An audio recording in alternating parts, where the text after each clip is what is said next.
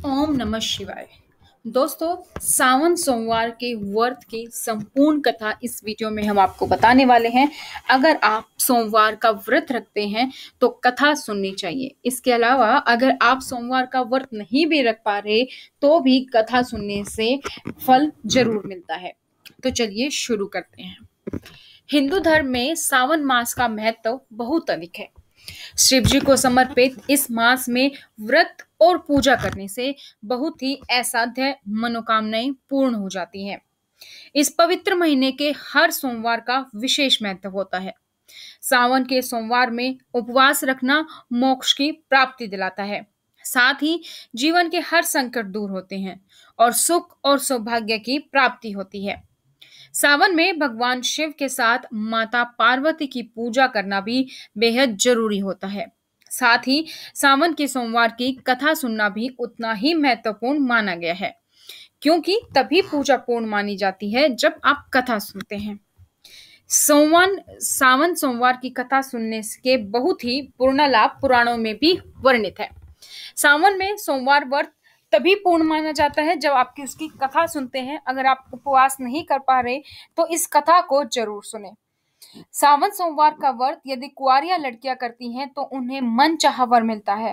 वैवाहिक जीवन में सुख और शांति आती है और पति की आयु भी लंबी होती है। इतना ही नहीं, मनचाहा वरदान शिव जी अपने भक्तों को प्रदान करते हैं। तो चलिए सावन सोमवार की कथा शुरू करते हैं।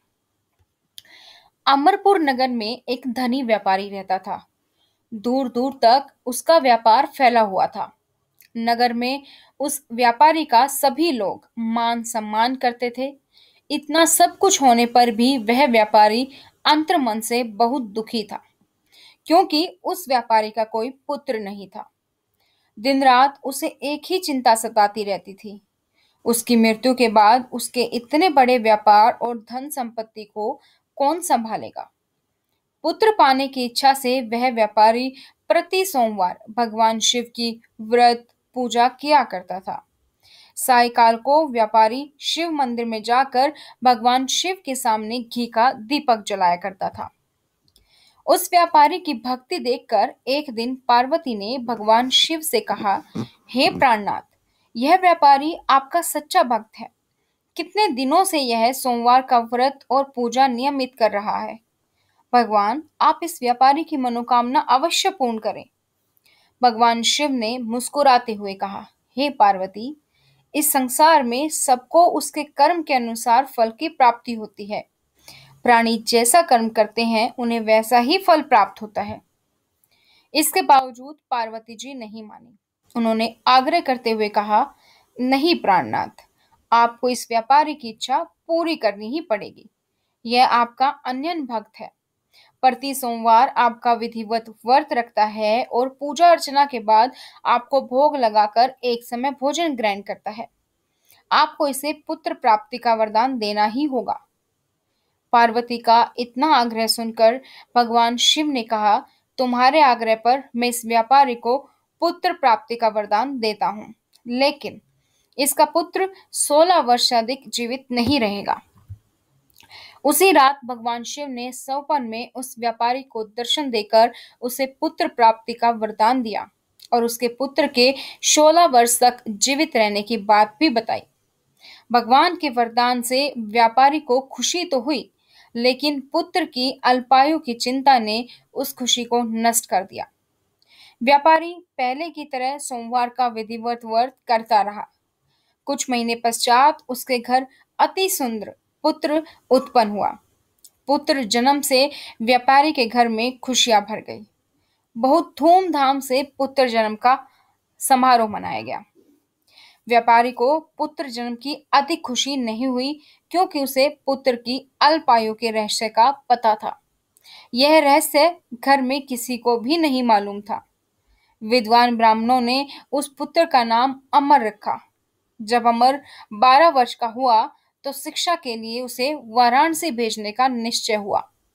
व्यापारी ने अमर के मामा दीपचंद को बुलाया और कहा कि अमर को शिक्षा प्राप्ति करने के लिए वाराणसी छोड़ाओ।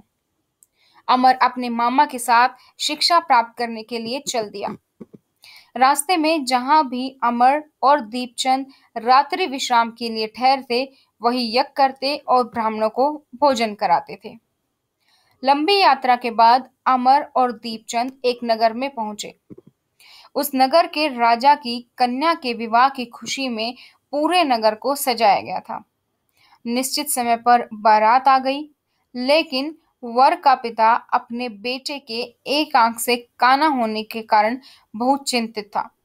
उसे इस बात का भय सता रहा था कि राजा को इस बात का पता चलने पर कहीं वह विवाह से इनकार न कर दे, इससे उसकी बदनामी होगी।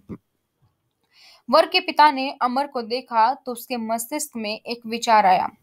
उसने सोचा, क्यों न इस लड़के को दूल्हा बनाकर राजकुमारी से विवाह करा दूं। विवाह के बाद इसको धन देकर विदा कर दूंगा और राजकुमारी को अपने नगर में ले जाऊंगा। वर के पिता ने इसी संबंध में अमर और दीपचंद से बात की। दीपचंद ने धन मिलने के लालच में वर के पिता की बात स्वीकार कर ली। अमर को दूल्हे के वस्त्र पहनाकर राजकुमारी चंद्रिका से विवाह करा दिया गया। राजा ने बहुत सा धन देकर राजकुमारी को विदा किया। अमर जब लौट रहा था तो सच नहीं छिपा सका और उसने राजकुमारी की ओढ़नी पर लिख दिया, राजकुमारी चंद्रिका, तुम्हारा विवाह तो मेरे साथ हुआ था। मैं तो वाराणसी में शिक्षा प्राप्त करने जा रहा हूँ। अब तुम्हें जिस नवयुवक की पत्नी बनना पड़ेगा वह कान्हा है।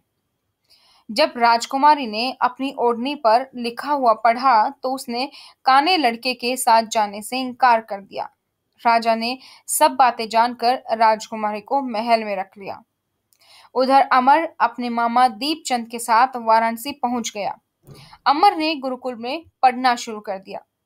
जब अमर की आयु 16 वर्ष पूरी हुई तो उसने एक यज्ञ किया। यज्ञ की समाप्ति पर ब्राह्मणों को भोजन कराया और खूब अन्न वस्त्र दान दिए। रात को अमर अपने शयन कक्ष में सो गया। शिव के वरदान के अनुसार शयनावस्था में ही अमर के प्राण पखेरु उड़ गए। सूर्योदय पर मामा अमर को मृत देखकर रोने पीटने लगा। आसपास के लोग भी एकत्रित होकर दुख प्रकट करने लगे। मामा के रोने विलाप करने के सवर समीप से गुजरते हुए भगवान शिव और माता पार्वती ने भी सुने। पार्वती ने भगवान से कहा, प्राणनाथ, मुझसे इसके रोने के सवर सहन नहीं हो रहे हैं। आप इस व्यक्ति के कष्ट अवश्य दूर करें। भगवान शिव ने पार्वती जी के साथ अदृश्य रूप में समीप जाकर अमर को देखा तो पार्वती जी से बोले, पार्वती जी, यह तो उसी व्यापारी का पुत्र है। मैंने इसे 16 वर्ष की आयु का वरदान दिया था। इसकी आयु तो पूरी हो गई। पार्वती जी ने फिर भगवान शिव से निवेदन किया, हे प्राणनाथ, आप इस लड़के को जीवित करें, नहीं तो इसके माता पिता पुत्र की मृत्यु के कारण रो रो कर अपने प्राणों को त्याग देंगे। इस लड़के का पिता तो आपका परम भक्त है, वर्षों से सोमवार का व्रत करते हुए आपको भोग लगा रहा है। पार्वती के आग्रह करने पर भगवान शिव ने उस लड़के को जीवित होने का वरदान दिया और कुछ पल में वह जीवित होकर बैठ गया। शिक्षा समाप्त करके अमर मामा के साथ अपने नगर की ओर चल दिया। दोनों चलते हुए उसी नगर में पहुंचे जहां अमर का विवाह हुआ था।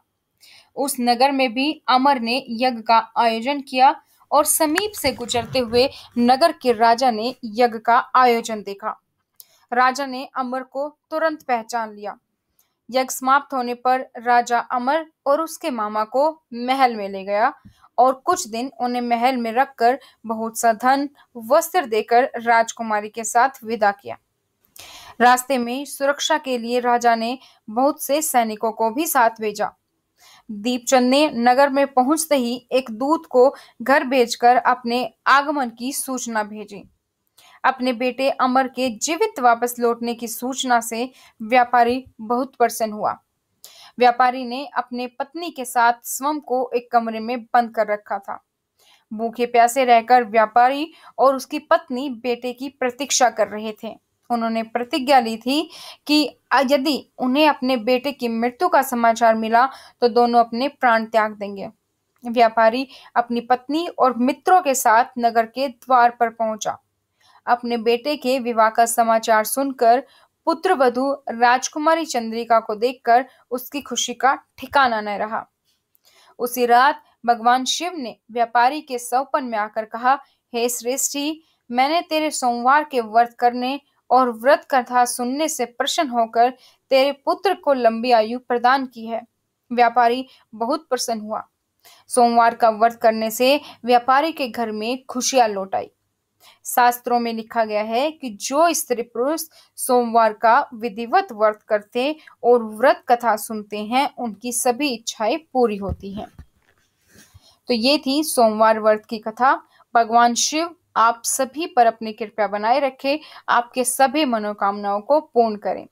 इसी तरीके से और अन्य व्रत की कथाओं के बारे में, आरती के बारे में, चालीसा के बारे में जानने के लिए चैनल को सब्सक्राइब करें और बेल आइकन को प्रेस कर लें, ताकि जैसे ही वीडियो अपलोड हो उसकी नोटिफिकेशन आप लोगों को मिल जाए।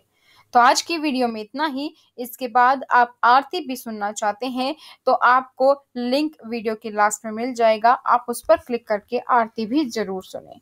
ओम नमः शिवाय।